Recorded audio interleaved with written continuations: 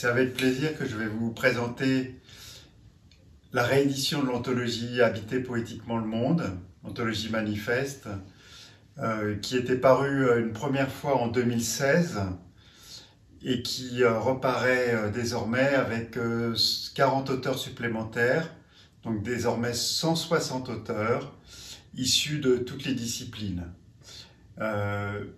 Pourquoi issus de toutes les disciplines? Parce que j'ai découvert en fait les poètes Hölderlin et Novalis qui m'ont marqué tout particulièrement lors de l'écriture de mon premier livre Perla.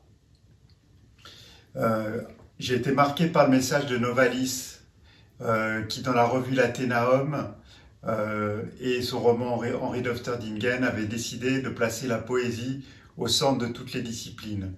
Il participait à cette revue Athénaeum qui avait été créée à la fin du XVIIIe siècle en Allemagne par les frères Schlegel, Friedrich Schlegel et August Wilhelm Schlegel.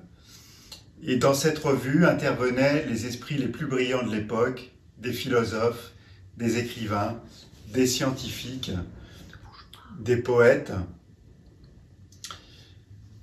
J'ai trouvé cette aventure de l'Athénaeum tout à fait fascinante et j'ai eu envie de me lancer dans un programme éditorial qui place la poésie au centre de toutes les disciplines. Ce programme éditorial a commencé en 2015, justement symboliquement avec Novalis, une biographie de Novalis qui s'appelle Novalis et l'âme poétique du monde que j'ai écrite moi-même, et un florilège des plus beaux fragments de Novalis qui se nomme Poésie réelle absolue.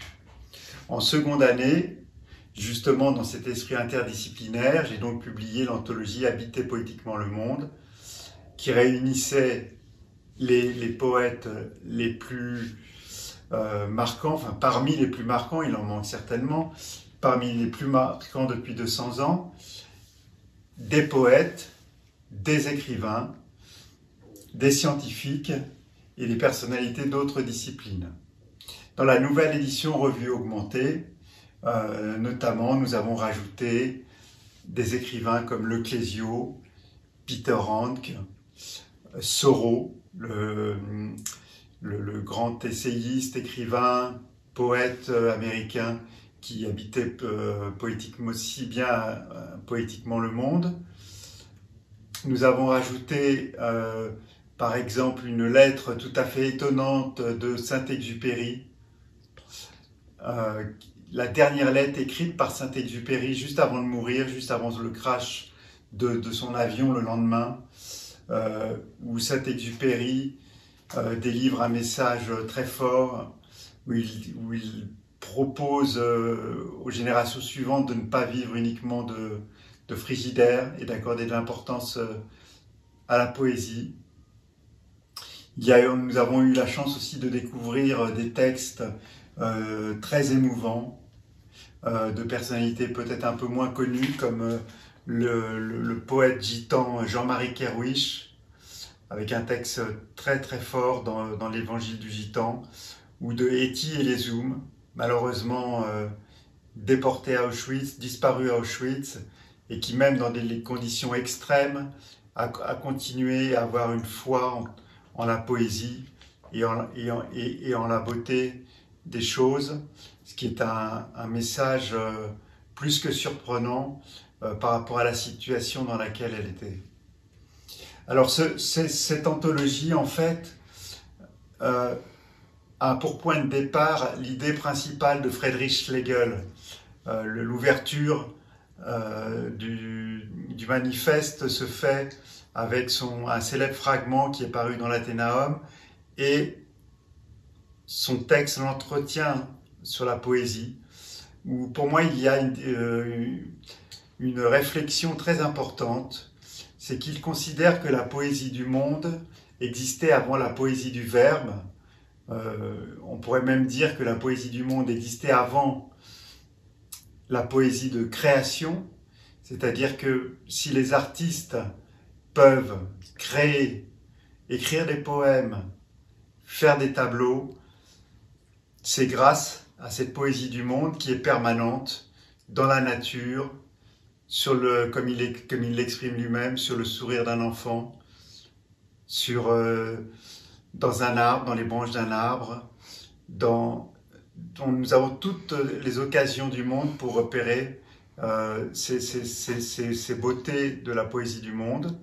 Et ensuite arrive la poésie d'expression, la poésie du verbe, une poésie qui peut exister aussi dans la peinture, parce que parfois il y a aussi des tableaux qui sont plus poétiques que certains poèmes. Il y a un auteur de l'anthologie qui a dit « On trouve de la poésie partout, sauf dans les mauvais poèmes ». C'est une phrase assez marquante. Et donc, nous pouvons trouver la poésie chacun à sa manière. Une autre phrase m'a marqué, c'est celle d'Emerson, cet essayiste, pasteur américain qui a vécu au XIXe siècle, de ses conférences sur sa vision du monde, sur la poésie, et qui a affirmé dans l'un de ses textes que chaque homme est assez poète pour être ouvert aux enchantements de la nature. Cela signifie que chaque homme a une dimension, a une part poétique en lui et qu'il peut la développer. Et quand je dis la développer, c'est bien sûr pas de manière infinie parce que il est impossible d'habiter poétiquement le monde en permanence. Dans l'essai de Jean Eunymus, par exemple, que nous avons publié, Qu'est-ce que le poétique ? Jean Eunymus distingue le prosaïque du poétique. Le prosaïque, c'est tout ce qui fait intervenir notre entendement, notre raisonnement, notre efficacité pour survivre, pour être efficace. Le poétique fait part à l'intuition, à l'imaginaire, au rêve, à la création. Jean Eunymus, ce qui est intéressant dans son essai, c'est qu'il ne renonce absolument pas au prosaïque, il considère le prosaïque comme essentiel. Nous ne pourrions pas vivre sans ce prosaïque. Donc il est fondamental. Mais ce qu'il reproche, c'est que dans nos sociétés actuelles, le prosaïque ait pris toute la place et que le poétique est une place minime dans notre existence.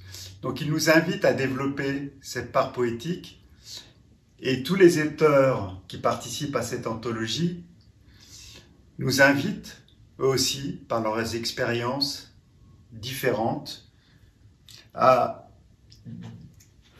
augmenter, révéler la part poétique qui est en nous. Comme Pierre Rabhi, qui par exemple nous invite à revisiter la part poétique qui est en nous. C'est donc une anthologie manifeste sur la poésie. Le mot manifeste signifie manifeste des éditions Poésie, mais signifie également manifeste de vie. Essayer de trouver des pistes pour regarder, voir, approcher le monde autrement. Alors je sais que nous allons assister à des lectures de certains textes de cette anthologie. Je remercie la Maison de la Poésie de Montpellier d'avoir organisé ces lectures. Et je crois que nous avons un programme que nous essayons de bâtir avec Annie Estève pour, dans les mois futurs, qui j'espère seront meilleurs, nous pourrons venir à Montpellier avec quelques auteurs de poésie et parler encore un peu plus de notre programme éditorial avec plaisir. Habiter poétiquement le monde, il y a une autre phrase de Hölderlin. À quoi bon des poètes en temps de détresse? Donc son message est vivant parce que nous traversons des mois difficiles et Hölderlin vient nous indiquer que les poètes ont un rôle à jouer dans les moments de détresse. Ils peuvent nous apprendre à supporter certaines épreuves, à vivre le monde autrement. Et c'est dans ce sens que je pense que toutes les pensées qui ont été réunies dans cette anthologie peuvent résonner en nous d'une manière importante. Donc nous allons donc écouter maintenant ces lectures avec plaisir. À bientôt.